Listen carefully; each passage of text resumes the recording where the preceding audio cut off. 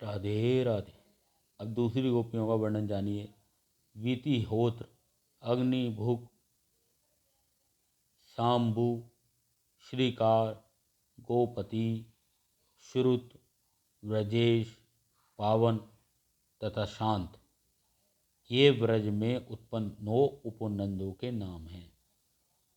वे सब के सब धनवान, रूपवान, पुत्रवान, बहुत से शास्त्रों का ज्ञान रखने वाले, शील, सदाचारी, नित्य गुणों से संपन्न तथा दानपरायण हैं। इनके गर्भ में देवताओं की आज्ञा से जो कन्याएं पैदा हुई उनमें से कोई अधिविवय, कोई त्रिगुणवती वाली, वे सब पूर्ण करते पुण्यों के फलस्वरूप भूतल पर गोप कन्याओं के रूप में प्रकट हुई थी।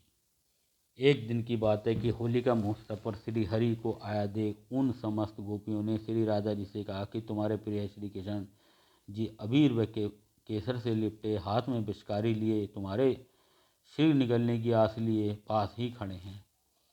तुम भी फगुआ होली के बहाने निकलो व भवन से रक्त मिश्रित जल, चंदन, इत्र व पुष्प आदि का संचय कर लो। हम सब सखियों को लेकर उस स्थान पर चलो जहाँ पर वो स्थित हैं। ऐसा स्वर्णिम अवसर फिर न मिलेगा, इसलिए देर न करो। तब मानमती राधा मान छोड़कर उठी, वह सखियों के समूह से घिरकर होली का उत्सव मनाने के लिए निकली। चंदन, अगर, कस्तूरी, हल्दी तथा केसर के गोल से भरी हुई डोलचियाँ लेकर वे सब गोपियाँ एक साथ चल दी। रंगे हुए लाल लाल हाथ, बसंती रंग के पीले वस्त्र, बसते हुए ऊपरों से युक्त पैर तथा झनकारती हुई करधनी से सुशोभित कटी प्रदेश से उनकी बड़ी मनोहर शोभा थी। ये गोपियाँ हास्ययुक्त गालियों से सुशोभित होली के गीत गा रही थी। अबीर गुलाल के चूर्ण मुट्ठी में लेकर इधर उधर फेंकती हुई ये गोपियाँ भूमि, आकाश और वस्त्र को लाल किए देती थी। वहाँ अबीर की करोड़ों मुट्ठियाँ एक साथ उड़ती थी। सुगंधित गुलाल के चूर्ण भी सब जगह बिखरे थे। उसी समय ब्रज गोपियों ने श्री कृष्ण को चारों ओर से घेर लिया। पहले तो उनके मुख पर खूब अबीर व गुलाल पोत दिए, फिर सारे अंगों पर अबीर व गुलाल बसाए तथा केसर युक्त रंगों से भरी डोलचियों द्वारा उन्हें भिगोया।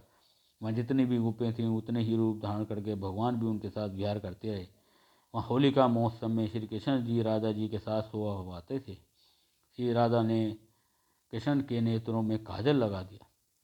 श्री कृष्ण जी ने भी अपना नया दुपट्टा उन्हें उपहार में दे दिया। उस समय समस्त देवता उन पर फूलों की वर्षा करने लगे। यह लीला प्रेम रस उत्पन्न करने वाले साधनों का प्रदर्शन है। कलयुग में स्त्रियां हास प्रयास का कोई मौका नहीं छोड़ेंगी। वह भद्दी गालियाँ तक हास प्रयास में इस्तेमाल में लाई जाएंगी। प्रेम रस में डूबे संपूर्ण लोग आदर का भाव रखकर जीवन निर्वाह करेंगे। वे प्रभु का स्मरण करेंगे तो उन्हें भी इस युग में आसानी से मुक्ति मिल जाएगी। देवंगना स्वरूप गोपियाँ धनवान अर्थात देवताओं से प्राप्त गोपियाँ धनवान नीति गोप दिवसपति नंद के यहाँ वृंदावन में जन्मी थी। दिवसी नंद राधा जी के सहयोग से ही यहाँ ठहरे थे। किसी समय श्याम सुंदर श्री कृष्ण जी का दर्शन पाकर ये सब कन्याएं मोहित हो गईं और उन दामोदर की प्राप्ति के लिए परम उत्तम माघ मास का व्रत किया। सूरज उगते उगते वे यमुना में स्नान करती, वे प्रेमानंद से विवल हो उच्च स्वर से श्री कृष्ण की लीलाएं गाती थी। भगवान श्री कृष्ण उन पर प्रसन्न हुए व उनसे वर मांगने को कहा। उन्होंने प्रभु के रूप, ऐश्वर्य, शोभा का गुणगान किया। वे भक्ति व प्रेम का प्रदर्शन करके प्रभु से विनती की, हमें अपना लो। मात्र प्रेम प्रदर्शन से ही वे भगवान के स्वरूप को प्राप्त हो गई। वे कलयुग मानव भी चाहे तो ऐसा हो सकता है। जालंधर के अंतपुर की स्त्रियां गोपियां बनकर पुराधीश रंगोजी नामक गोप के घर जन्मी थी। यह गोप बहुत दुष्ट था। वह कौरवों को कर भी नहीं देता था। कौरवों की सेना ने जब उसके नगर रंगपत्तन पर आक्रमण किया तो वह भागकर कंस की शरण में चला गया। वह कंस ने उसे कौरवों से बचाया। वह कौरवों को मार भगाया। उसे कंस ने बहिर्षद नामक नगर, जो कि ब्रजमंडल की सीमा पर स्थित था, उपहार में दे दिया। वह वहाँ से परिवार रहने लगा तथा उसी के यहाँ ये सब गोपियाँ जन्मी थीं। उसने इन गोपियों का विवाह दूसरे गोपों से कर दिया था, मगर ये पराभाव से श्री कृष्ण के प्रति प्रगाढ़ प्रेम करने लगी। श्याम सुंदर ने भी चैत्र मास के महारास में उन सब के साथ पुण्य में रमणीय वृंदावन के भीतर विहार किया। ये लीला भी कुछ कलयुगी स्त्रियों का चरित्र का वर्णन है। व पापियों के घर में भी भगवान प्रेमियों के जन्म का प्रमाण भी है। साथ ही मन को शुद्ध रखते हुए तन के अशुद्ध होते हुए भी प्रभु की प्राप्ति कलयुग में संभव है। ब्रज में शोणपुर के स्वामी नंद बड़े धनी थे। उनके 5000 पत्नियां थीं। उनके गर्भ से समुद्र संभवा लक्ष्मी जी की वे सखियां उत्पन्न हुई, यानी विष्णु जी की पत्नी लक्ष्मी, जिन्हें मत्स्य अवतारधारी भगवान से वर प्राप्त हुआ था। इनके सिवा भी विचित्र औषधियाँ जो पृथ्वी के दोहन से प्रकट हुई थी, वहाँ गोपी रूप में उत्पन्न हुई। नर नारायण के वरदान से अप्सराएं भी गोपी रूप में उत्पन्न हुई। सूतल वासिनी दैत्य रानियाँ वामन के वर से तथा नागराज की कन्याएं भगवान शेष के उत्तम वर से ब्रज में उत्पन्न हुई। दुर्वासा मुनि ने उन सबको अद्भुत कृष्ण पंचांग दिया था, जिससे यमुना जी की पूजा करके उन्होंने श्री हरि को वर के रूप में हरण किया। सच्चे मुनि हर युग में प्रभु को प्राप्त कराने वाले हैं, इसमें कोई संशय नहीं है। यह समस्त गोपियों का चरित्र महान पापों को हरण करने वाला है और पुण्य पद देने वाला है। पूर्व में हु नामक गंधर्व का बेटा विजय तीर्थ भूमि में विचरता हुआ विष्णु के गुणों का गान गाता हुआ चैत्र रथ नामक वन में गया। वहाँ से उसने कुछ फूल ले लिए। वह नहीं जानता था कि यक्षराज कुबेर ने शाप दिया हुआ है कि जो भी यहाँ फूल तोड़ेगा वह भूतल पर असुर हो जाएगा। वह असुर बन गया तो तत्काल महात्मा कुबेर की शरण में गया, तो कुबेर ने उन्हें वचन दिया कि द्वापर के अंत में भगवान श्री कृष्ण के भक्त बलराम जी के द्वारा तुम्हारी मुक्ति होगी। यही दैत्य असुर पूलम था। वह कंस के कहने पर ब्रज में आया था। वहाँ उसने खेल रहे बलराम जी को उठाया वह भाग लिया। बलराम जी ने उसके मस्तक पर कस कर एक मुक्का मारा तो उसका मस्तक फट गया और उसके शरीर से विशाल ज्योति निकली और बलराम जी में विलीन हो गई।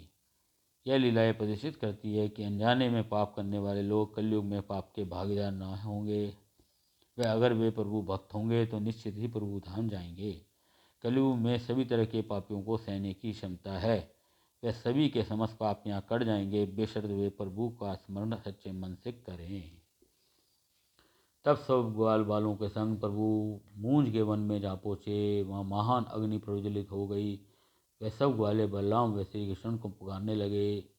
श्री कृष्ण ने अपना मुंह खोला। वह ग्वालों को आंखें बंद करने को कहा। वह सारी अग्नि उन्होंने अपने मुंह में छिपा ली। यह घटना ये प्रदर्शन कर रही है कि कलयुगी मानव संकट के समय में अगर सच्चे मन से प्रभु का स्मरण करेगा तो प्रभु आदर्श रूप से उसका संकट अवश्य हर लेंगे। इसके बाद सभी बालक यमुना पार करके अशोक वन में चले गए। यह जगह मथुरा नगर में आती थी। वह कंस का यहाँ भय प्राप्त था। यहाँ प्रभु को भूख लगी तो ग्वालों ने वहाँ विचर रहे ब्राह्मणों से कहा कि भगवान श्री कृष्ण जी गुएं चराते हुए यहाँ आए हैं, आप कृपा करके उन्हें अन्न प्रदान कर दीजिए। ब्राह्मणों ने कंस के डर से उन्हें भोजन देने से मना कर दिया। तब प्रभु कृष्ण के आदेश पर वे यज्ञकर्ता ब्राह्मणों की पत्नियों के पास गए। इन ब्राह्मणों की पत्नियों ने पात्रों में भोजन सामग्री रख तत्काल लोक लाज छोड़कर प्रभु श्री कृष्ण को अशोक वन में भोजन कराया। वह उनका अद्भुत रूप देखा, वह निमग्न हो गईं। श्री कृष्ण बोले कि तुम लोग धन्य हो जो मेरे दर्शन के लिए यहाँ चली आई।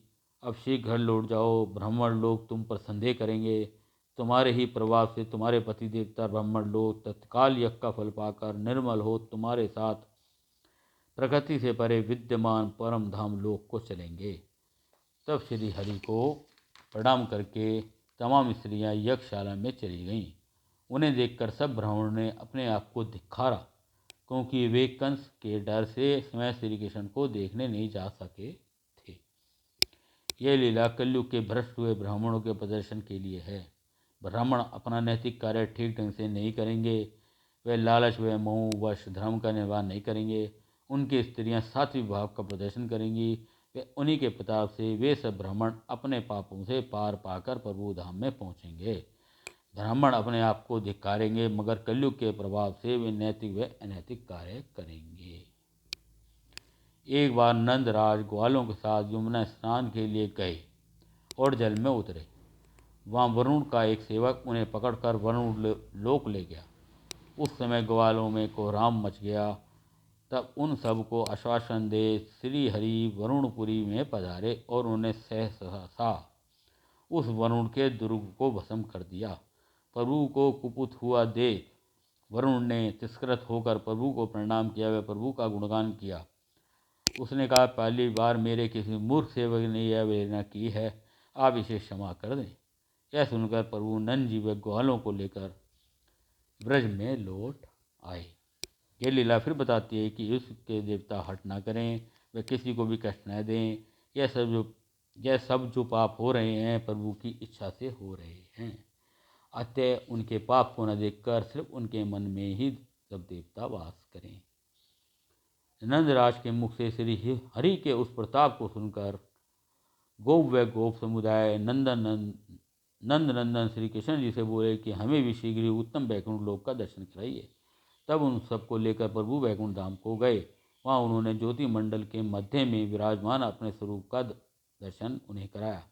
ब्रह्मा आदि देवता उनकी सेवा में लगे थे। उस समय भगवान के गदाधारी पार्षदों ने उन गोपगणों को सीधा करके उनसे प्रणाम कराकर उन्हें यत्नपूर्वक दूर खड़ा कर दिया और उन्हें चिकित्सा देख हुए पार्षद बोले, अरे धनचुरो, चुप हो जाओ, यहाँ वृतांत न दो, भाषण न दो। क्या तुमने श्री हरि की सभा कभी नहीं देखी? यहाँ सबके प्रभु देव आदिदेव साक्षात भगवान स्थित हैं और वेद उनके गुण गाते हैं। इस प्रकार शिक्षा मिलने पर वे गोप चुपचाप खड़े हो गए।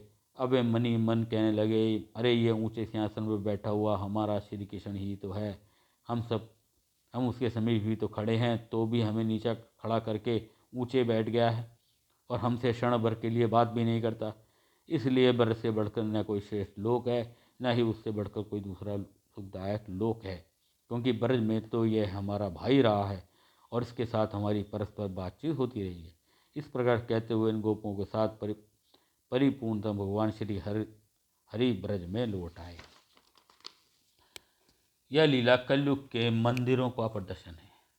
वे वहाँ विभूतिमान भगवान शांत व चुपचाप खड़े सबको देख रहे हैं।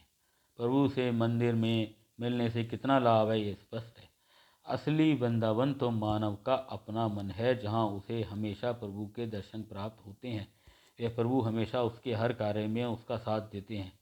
प्रभु ने इस लीला को करके जगत पर भारी उपकार किया है। अब जगत चेत जाए तो धरती पर भारी उपकार होगा। एक बार सुदर्शन नामक विद्याधरों का जो मुखिया था, वह अपने बल पर हर्ष करने लगा।